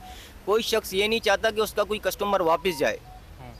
हम ये थोड़ी, हमने तो बेचने के लिए लाए, लेकिन हमारे को अगर 2 पैसे मिलेंगे तो हम बिल्कुल देने के लिए तैयार बैठे हुए सर। हाँ। हाँ जी, आपने सुना कि उनका कहना है कि वो तो चाहते हैं कि उनके जानवर बिक जाएं, लेकिन उनकी भी जेब इजाज़त नहीं देती कि इतना अफोर्ड कर सकें कि जिस तरह जो ख़रीदार हैं वो रेट लगाते हैं तो वो उस हिसाब से देना नहीं चाहते, क्योंकि उन्होंने भी पूरा साल जो है वो इसको जो है वो उसको पाला होता है जानवर को। सही सर, बहुत शुक्रिया। हम आपसे फिर से रब्ता करेंगे क्योंकि आजकल तो आपको पता है कि 8 रोज़ बाकी रह गए हैं। डेली बेसिस पर यहाँ पर शहरी जाएंगे और रौनकें इस वक्त बहाल है मंडियों की, तो जानते रहेंगे कि शायद कुछ व्यापारी भी ज़ाहिर सोचेंगे कि लोगों ने ख़रीदना है, कुछ रेट्स नीचे कर लें। फ़िलहाल तो रेट्स काफ़ी हाई हैं। जो मुझे अब तक पता चला है बकरा कम से कम 40 तक का मिल रहा है और बैल की कीमत जो स्टार्ट हो रही है वो 1.5-2 लाख से लेकर 5 लाख तक चल रहा है। तो ये सारी सूरत हाल है। मंडियाँ सजी हुई हैं और शहर के अंदर भी और बाहर की साइड पर भी। इस वक्त नवाब शेर भी हमारे साथ है। नवाब शेर, जो रेट्स मैंने बताए हैं बिल्कुल ठीक बताए हैं। बकरा 40 तक का, अगर अच्छा बकरा चाहिए, बकरी का बच्चा नहीं बकरा, और अगर बैल चाहिए तो 5 लाख तक का बेहतरीन बैल मिल सकता है।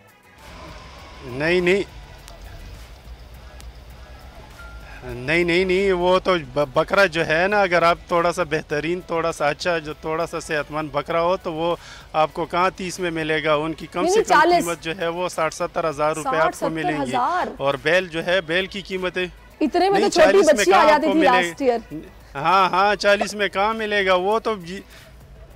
हाँ बिल्कुल, ये तो वो जो आम सा जो बकरा होता है ये 40,000 का, तो वही वो जिसमें वो क्या कहते हैं सारा 10 किलो गोश्त भी नहीं होता, वो वाला बकरा आपको 30-40 हज़ार का मिलेगा। थोड़ा सा अच्छा, थोड़ा सा सेहतमंद बकरा हो तो वो आपको 60-70 हज़ार रुपये का मिलेगा। इसी तरह अगर दुम्बा भी थोड़ा सा अच्छा हो ना तो उसकी कीमत भी कम से कम जो है वो 80-90 हज़ार तक होती है।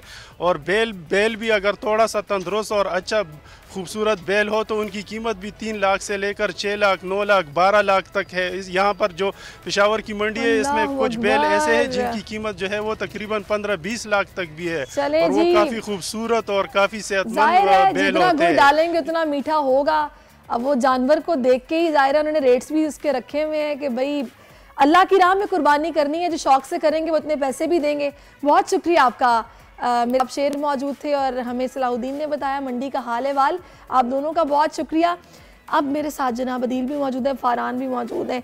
मुझे ये बताइएगा, मेरा वही सवाल है आप लोगों से कि आप नहीं जा पा रहे। मेरे ज़हन में एक बात आ रही है, जिस तरह आप माशाल्लाह इतने टैलेंटेड हैं कि फिल्म मेकिंग अब आप स्टूडेंट्स को भी सिखा रहे हैं, आपके पास आके लोग सीख रहे हैं। ऐसा क्यों नहीं होता कि यहाँ पे उल्टी सीधी मूवीज़ बनती हैं जो कि ब्लॉकबस्टर भी नहीं होती, बस वो नुकसान ही होता है। तो आप लोगों को साथ में ला लें, आप लोगों के साथ मिल के एक काविश अगर की जाएगी तो एक अच्छी चीज़ बन जाएगी, बिजनेस भी करेगी, आपको भी प्रॉफिट मिलेगा, उन्हें भी फ़ायदा होगा। ऐसा क्यों नहीं हो रहा? ऐसे मैंने कोशिश बहुत किया था मैंने। अच्छा। और 2015 में एक फ़िल्म आई थी शाह के नाम से। अच्छा। और मैं एज वहाँ पे लाइन प्रोड्यूसर एज एसोसिएट में काम कर रहा था। वो फिल्म भी मुझे मिली थी 2002 के थ्रू मुझे मिली थी। जब मैंने वो अपलोड किया था मैंने फ़िल्म, तो उसके जो डायरेक्टर है अदनान सरवर, उसने वो फिल्म देख ली थी। तो उसने कहा था जिस तरह आपने इस बच्चे को डायरेक्ट किया हुआ है मुझे उसी तरह आप मुझे अपने फ़िल्म के अंदर एक बलोच बच्चा चाहिए जिसके अंदर आप उस बच्चे को इस तरह ट्रेन करें, इनको समझा दें कि इस तरह यानी कि कुछ सीन करने थे। तो शायद वो फ़िल्म 2015 में 15 अगस्त को वो रिलीज़ हो गई थी, मुझे अब तक याद है। फिर उसके बाद वो फ़िल्म चली, उसके बाद फिर मैंने कोशिश की कि मैंने खुद एक फ़िल्म बनाऊँ, फीचर फ़िल्म। तो काफ़ी जगह मैंने मिल के कुछ टीम जमा की, मैंने उस फिल्म को मैं बनाऊँ। मैं 1 साल मैंने बैठ के स्क्रिप्ट लिखी मैंने, लेकिन उसके बाद यहाँ के फ़िल्म के अंदर एक तो बहुत से मसाइल तो कुछ यूँ हैं कि आप फ़िल्म बनाओगे, लोग इसको देखेंगे नहीं, इसमें इतना बजट चाहिए, क्योंकि उसका एक मार्केटिंग प्रोसेस उसका अलग होता है, बाकी वो अलग बजटिंग होती हैं। तो उस वजह से मैंने उस चीज़ को मैंने पोस्टपोन करके फिर मैं दूसरे चीज़ों में चला गया। चले फाइनली कोई मैसेज आप देना चाहेंगे अपने चाहने वालों को? पब्लिक का रिस्पांस भी आपने मुझे बताना था। फाइनल वर्ड यूँ हैं कि बस काम करते जाएं और सीखते जाएं, और बस ये है कि दिल बर्दाश्त ना हो, मायूसी का शिकार ना हो। अगर आप टैलेंटेड हैं तो यकीनन आपके काम को सराहा जाएगा। फरहान, आप क्या कहेंगे? मैं ये कहना चाहूँगा कि ग्राउंड लेवल के जो टैलेंट है उनको सपोर्ट करना चाहिए। तमाम जितने भी यहाँ पर मीडिया चैनल्स हैं या जिस तरीके से भी लोग हैं काम कर रहे हैं, तो ग्राउंड लेवल के लोगों को आगे लाने के लिए मौके दिए जाए ताकि वो भी अपना हुनर दिखा सकें, ताकि पाकिस्तान का नाम रोशन कर सकें। बहुत शुक्रिया आप दोनों की आमद का जनाब। और यहाँ पर मुझे एक ब्रेक लेना है, ब्रेक के बाद वापस आऊँगी, मेरे साथ रहिए। आजकल ज़िंदगी ही सुबह आउट ऑफ कंट्रोल है, दुनिया बोल है, पूरी दुनिया बोल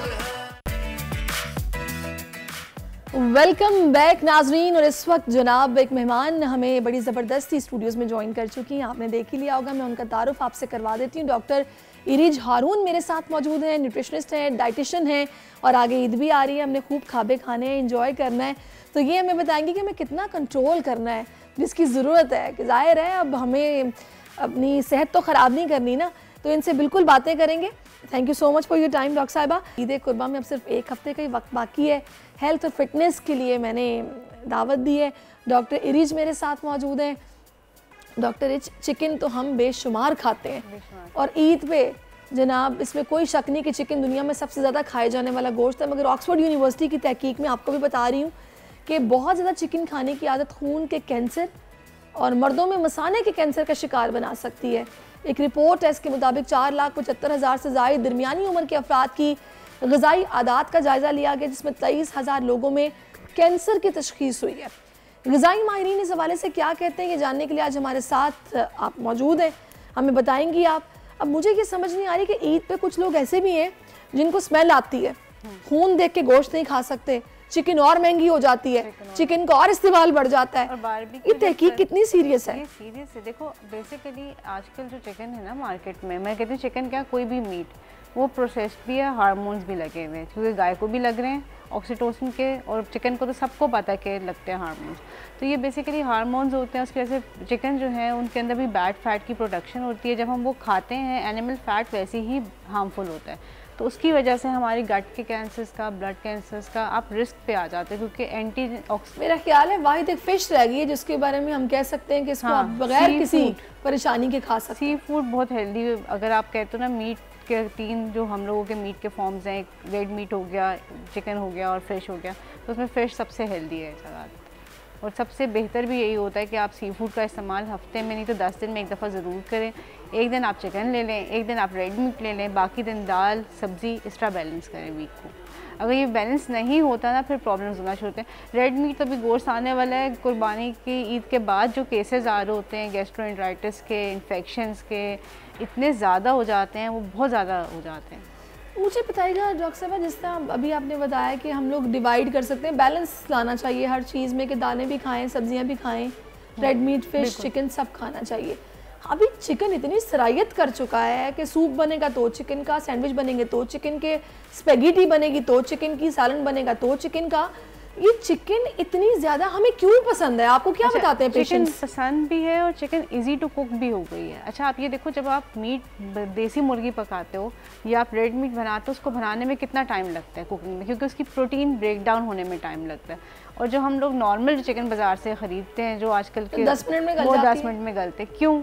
क्योंकि उसके प्रोटीन्स उस तरीके से बने नहीं हुए, उसको वो एंजाइम्स, वो हार्मोन्स दिए गए हुए हैं जो उसकी पहले ही उसका स्ट्रक्चर ऐसा है कि वो फ़ौरन से गल जाएगी। अच्छा, इसका मतलब ज़ाहिर है कि हमारी लाइफ इतनी बिजी हो गई है, इतनी फास्ट हो गई है कि हमें हर चीज़ क्विक चाहिए, कि खाना भी बने तो क्विकली बने। तो उसके लिए हम ये वेट नहीं करना चाहते कि देसी मुर्गी लाए, इतनी महंगी, गलने में भी इतना टाइम लगेगा, तो बेहतर है बस पेट भरो और निकलो। तो सबसे बड़ा प्रॉब्लम, नेचुरल चीज़ें खाएं, फ्रूट खाएं, सब्जी खाएं, खीरा खाएं, गाजर खाएं, सेब खाएं, आड़ू खाएं। हम कोई भेड़ बकरी हैं? नहीं तो भेड़, देखो भेड़ अब बताएं ना भेड़ बकरी होते तो कुर्बान हो जाता कुर्बान तो वैसे भी हो ही रहे हैं हम लोग। सही तो बात है। ये बात बेसिकली जो ये है ना कि हम लोग सब्ज़ी खाएंगे तो भेड़ बकरी वाला कॉन्सेप्ट गलत है, क्योंकि रेड मीट जो है ना वो सिर्फ प्रोटीन की सोर्स नहीं है। दालों में बहुत अच्छी प्रोटीन है, सब्जियों में प्रोटीन है, फ्रूट्स में है। हम लोगों का कॉन्सेप्ट ये है कि सिर्फ रेड मीट जो है ना, और मेरे पास जितने पेशेंट्स आते हैं ना जो वेजिटेरियन पेशेंट होते हैं उनके वेट के इश्यूज़ इतने ज़्यादा नहीं होते हैं, और जो मीट का इंटेक या तो कम रखते हैं, आप उसमें भी देखोगे तो उनके हार्ट इश्यूज़ भी कम होते हैं, उनके हेल्थ इश्यूज़ कम होते हैं, वेट का इशू भी कम होता है। तो अगर आप सब्जियों का इस्तेमाल करते हैं, दालों का, तो आप बहुत एक अच्छे मुनासिब वज़न पे भी रहते हैं और आपकी इंटरनल हेल्थ भी बहुत अच्छी रहती है। अब आम भी आ गए हैं मार्केट में, तो यानी कि मीठे का भरपूर इंतज़ाम हो चुका है, दूसरी जानिब ईद भी है, तो आपके ख्याल में हमें बैलेंस किस तरह लेके आना है, ख़ास तौर पे ईद के मौके पे जब बारबेक्यू भी चलेगा, पुलाव भी पकेगी, कलेजी भी पकेगी, सब कुछ एक ही दिन पक जाता है। नहीं, और दावतें बहुत होती हैं ना। अच्छा, लोग कहते हैं वैसे ईद के तो दिन होते हैं, लेकिन वो पूरा हफ्ता 10 दिन दावतें चलती रहती हैं, उसमें बारबेक्यू का वीकेंड रखा होता है। कितना डेंजरस है हमारा इतना इंटेक, क्योंकि इससे यूरिक एसिड बढ़ता है, क्रेटिनाइन बढ़ जाता है। क्रेटिनाइन बढ़ता है। सबसे पहले तो जब आप रेड मीट लेते हो ना, तो जो मैंने कहा ना, मीट की जितनी भी फैट होती है वो डायरेक्ट जाके कोलेस्ट्रॉल बनाती है, क्योंकि कोलेस्ट्रॉल प्लांट बेस्ड फैट से नहीं आता हमें। फ़ैट हमेशा, जो कोलेस्ट्रॉल है वो हमेशा एनिमल बेस्ड फैट से बनता है।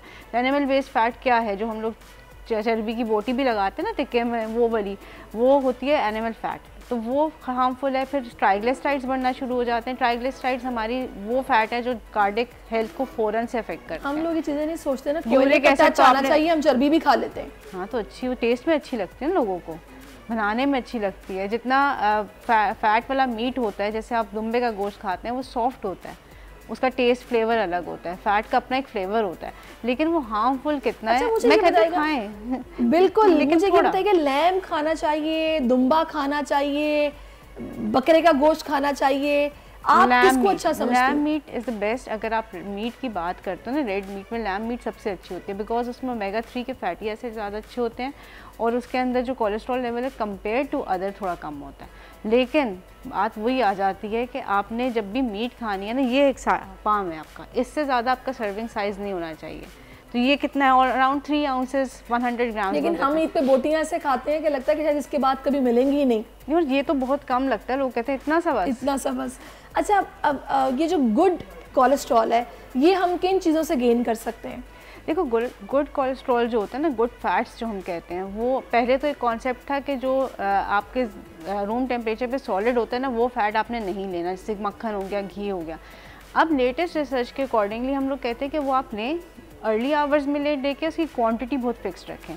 बाकी जो गुड फैट्स हैं वो आपके नट्स के अंदर हैं, सी फूड के अंदर हैं, सीड्स के अंदर हैं, जो 4 मगज़ होते हैं, सेसमी सीड्स हैं, ये पपाया पम्पकिन सीड्स हैं, इनके अंदर होते हैं, ये सारे गुड फैट्स में आते हैं। उसके अलावा एग योक में आपको अच्छा फ़ैट मिल जाता है, तो ये गुड फैट्स ये वाले होते हैं। इवन दालों के अंदर भी होते हैं, जितने ओमेगा फैटी एसिड्स हैं, specially omega 3 fatty acid, that is a good fat, और ये सबसे अच्छी सोर्स है इसकी नट्स और सी फूड है, मेन सोर्स। अच्छा डॉक्टर साहब, अब इसमें जैसे कि अभी आपने मुझे बताया कि हम लोग ये जो बाहर रूम टेम्परेचर पे रखा हुआ जो कोलेस्ट्रॉल है, उसके हवाले से भी एक नई रिसर्च आ गई है। ये वैसे तो शुरू से ये है कि जी बटर सबसे बेस्ट होता है, कि जिसको आपने गर्म करके देसी घी भी नहीं बनाया होता ना, उसको आपको यूटिलाइज करना चाहिए। आपको बेसिकली अब जो बात आई है ना, वो ये, क्योंकि लोग जब फैट कट डाउन करते हैं ना, तो सारे फैट्स निकाल देते हैं, तो ये फिर क्या होता है कि क्योंकि घी, अगर आप देखें विटामिन डी की नेचुरल सोर्सेज कम है, जो देसी घी है, प्योर देसी घी, it is a source of vitamin D as well. जिस तरह घर में जो दूध की बालाई होती है उससे घी निकाला जाता है, बिल्कुल, तो उसके अंदर से जो आपके विटामिन डी की भी वो सोर्स है। गर्म करने से खत्म तो नहीं हो जाता विटामिन डी? नहीं, विटामिन डी नहीं खत्म होता, विटामिन बी एंड सी जो होते हैं वो किसी भी फूड के हीटिंग प्रोसेस से खत्म होते हैं, विटामिन डी नहीं होता। जो फैट सॉल्युबल विटामिन हैं ए, डी, ई, के, वो नहीं खत्म होते। जो 2 वाटर सॉल्युबल हैं बी एंड सी, वो उड़ जाते हैं। तो वो, तो अब नाजरीन को आपने ये बता दिया कि भाई इस चीज़ का ख्याल रखना है कि आपकी हथेली है, सिर्फ इतनी बोटियां आपने खानी है, दीवानावार आपने राने नहीं कहना कि रोस्ट कर दो। मैं कहती हूँ प्लेट बनाए ना, इतना आपका मीट का पीस हो, उसके अंदर आप एक साइड वेजिटेबल्स रखें, थोड़ा सा आप डेयरी रखें, जैसे दही या पुदीने की चटनी बना लें, थोड़ा सा आपने कार्ब्स लेना है कि रोटी का एक छोटा पीस ले लिया, राइस लेने हैं तो 6 to 8 टेबल स्पून राइस रखें, क्योंकि तकरीबन 1 कप में 16 टेबल स्पून होते हैं, तो अगर आप 8 यानी कि हाफ अ कप ले रहे हैं दैट इज़ गुड एनफ, इससे ज़्यादा ना लें। अब आ जाते हैं जनाब दूसरी तरफ, क्योंकि हमने जब अब बारबेक्यू उड़ाना है उसके बाद हमने आम खाने हैं, तो ये जो आम खाने से इंसुलिन स्पाइक होता है, कुछ इसका बैलेंस भी बता दें। अच्छा, आम ज़रूर खाएं। मेरे पास तो डायबिटिक पेशेंट आते हैं तो मैं उनको भी कहती हूँ अगर आपने आम खाना है ना, दूसरे कार्ब्स कट डाउन कर दें, जैसे हमारे जो मिठाइयाँ हैं, केक हैं, ब्रेड्स हैं, बेकरी की चीज़ें, ये कट डाउन करके आप आम ज़रूर खाएं। अच्छा, आम को खाने का तरीका ये होता है कि अगर आप आम खाते हैं तो बेहतर है कि स्मूदी बना लें, क्योंकि जब आप उसमें दही डाल लेते हैं, दूध डाल लेते हैं, तो फिलिंग इफेक्ट हो जाता है, क्वांटिटी बढ़ जाती है। और उसके अलावा जो है बेस्ट टाइम कौन सा आम खाने का? दिन का, मॉर्निंग स्नैक। जैसे आपने सुबह का नाश्ता अगर अर्ली 10 बजे तक कर लिया है और आपने 2 बजे जो है वो लंच करना है, तो उसके बीच का जो टाइम होगा उसमें आम खाएं। अच्छा, उसमें आप कह रहे हैं कि दही डाल के उसको स्मूदी बना ले तो वो बैलेंस आउट हो जाता है, जो आपको इंसुलिन स्पाइक की आप बात करो वो बेहतर हो जाती है, आपकी गट की वर्किंग हो जाती है, क्योंकि आम बहुत अच्छा विटामिन सी एंड कैल्शियम की बहुत ही ज़बरदस्त सोर्स है। सही, और कॉन्स्टिपेशन वाले पेशेंट्स के लिए बहुत अच्छा बहुत अच्छा। फिर आजकल बच्चे तो माशाल्लाह मिल्क शेक बहुत ज़्यादा बच्चों को जंक फूड निकाल दें, कोल्ड ड्रिंक्स, चिप्स, बिस्किट्स ये निकाल दें, और बाकी उनको नेचुरल वो जो भी खाना चाहते हैं खाएं। उनसा शाह इस वक्त हमें ज्वाइन कर चुकी हैं, टैरो कार्ड रीडर हैं, जो कि हमें अहवाल बताती हैं आगे आने वाले दिनों का। Unsa, thank you so much, welcome to our show. कैसी हैं आप? Good morning. मैं ठीक हूँ, अल्लाह का शुक्र है, आपका शुक्र है, आप ठीक हैं? मैं बिल्कुल ठीक हूँ। बताइए, बकरा खरीदा, बच्चियाँ खरीदी, क्या जानवर कौन सा है, अभी आना है? नहीं, अभी बकरा नहीं खरीदा है, अभी जानवर ईद के करीब ही, यानी कि 2 दिन पहले ही खरीदने का होता है, इतने दिन पहले फिर थोड़ा सा आपके बच्चे तंग नहीं करते? बच्चे तो बिल्कुल कह रहे हैं, बहुत शौकीन है, बल्कि मैं खुद शौकीन हूँ जानवर खरीदने की, लेकिन ये है कि वही इस वक्त जो है रेट बहुत ज्यादा हाई हुआ होगा जानवर का, तो आप अमीर खातून हैं, आपको क्या टेंशन रेट्स की, आप क्या बात कर रही हैं? अमीर किसने कहा आपको? मैं अमीर खातून नहीं, वो मुझे पता है ना। अच्छा, चलिए मुझे ये बताइएगा कि क्या हालात देख रही हैं पाकिस्तान के, आगे सुने इलेक्शंस आ रहे हैं? इलेक्शन नहीं, अभी तो मैं नहीं समझती कि अभी इलेक्शन आए, और पाकिस्तान के हालात भी फिलहाल जो है इतने कोई अच्छे नजर नहीं आ रहे। हैंगमैन की एनर्जी, नाइट ऑफ सोर्ट्स की एनर्जी है, आने वाले टाइम में फिलहाल तो मुझे चीजें स्टक ही नजर आ रही हैं, डिलेज नजर आ रहे हैं। और जहाँ तक इलेक्शन की बात है, 9 ऑफ वॉन्ड्स का कार्ड है, तो फिलहाल तो इलेक्शन 3 मंथ्स में तो नहीं नजर आ रहे। 3 मंथ्स के बाद अक्टूबर जी, अभी तो टाइम है इलेक्शन में। अच्छा, पेट्रोल सस्ता होता देख रही हैं आप? पेट्रोल द हाई प्रिस्टेस का कार्ड है, तो थोड़ा बहुत सस्ता हो सकता है। अच्छा, मुझे उनसा ओवरऑल महंगाई की सूरत हाल में बेहतरी कब एक्सपेक्ट करें हम?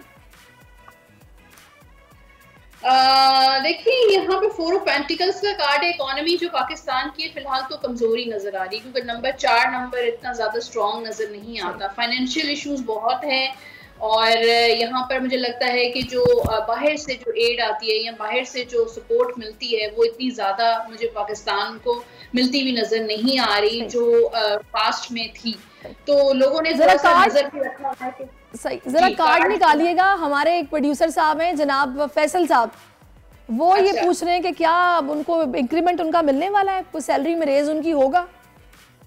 इंक्रीमेंट थोड़े से ना 7 ऑफ सोर्ड्स और 4 ऑफ सोर्ड्स का कार्ड है, तलवारें तो हैं, तो फिलहाल तो मुझे नहीं मिलता हुआ नजर आ रहा है। यहाँ पर क्वीन ऑफ सोर्ड्स का कार्ड है, कुछ अरसे के बाद यानी कि 3 माह के बाद मिल सकता है, लेकिन नियर फ्यूचर में नजर नहीं आ रहे। कुछ ऐसे इश्यूज हैं, 3 महीने इंतजार करना पड़ेगा। ठीक है फैसल, 3 महीने इंतजार करें आप, इंशाल्लाह उसके बाद फिर आपसे ट्रीट लेंगे हम।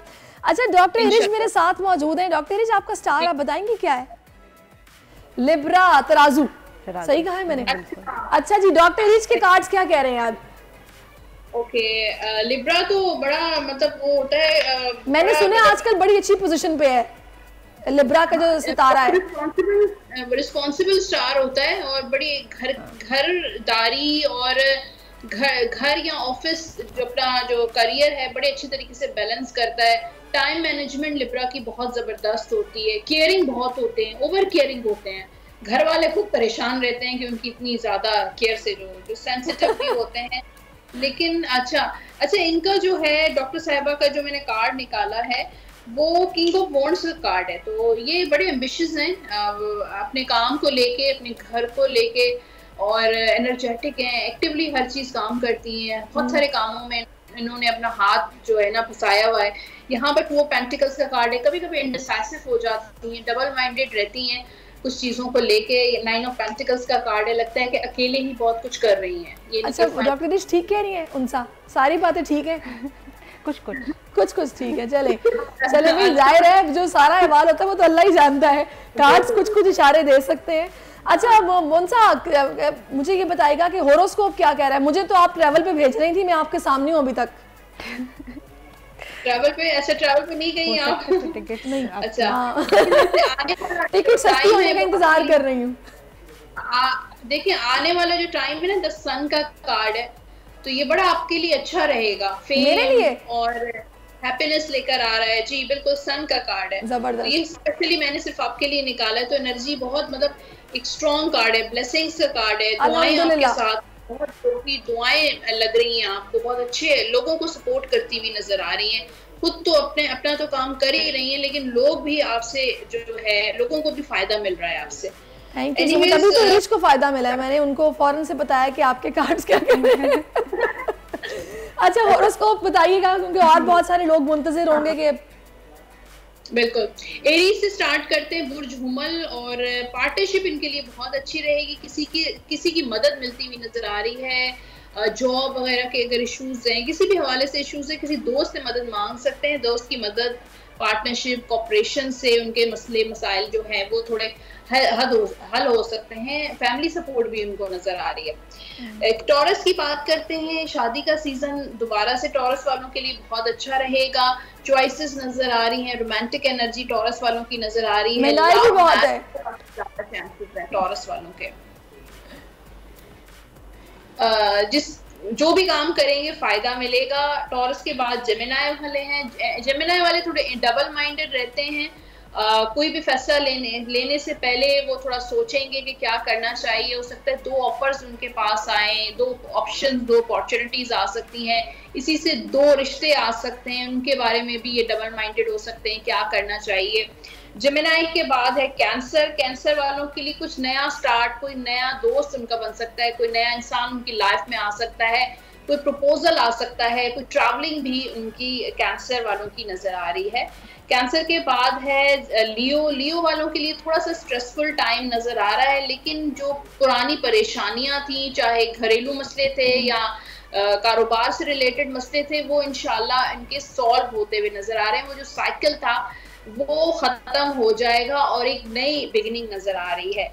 लियो के बाद वर्गो वालों के लिए भी न्यू बिगिनिंग्स नजर आ रही हैं, स्पेशली करियर से रिलेटेड, जॉब से रिलेटेड, बिजनेस से रिलेटेड एक अच्छा टाइम स्टार्ट हो रहा है वर्गो वालों का।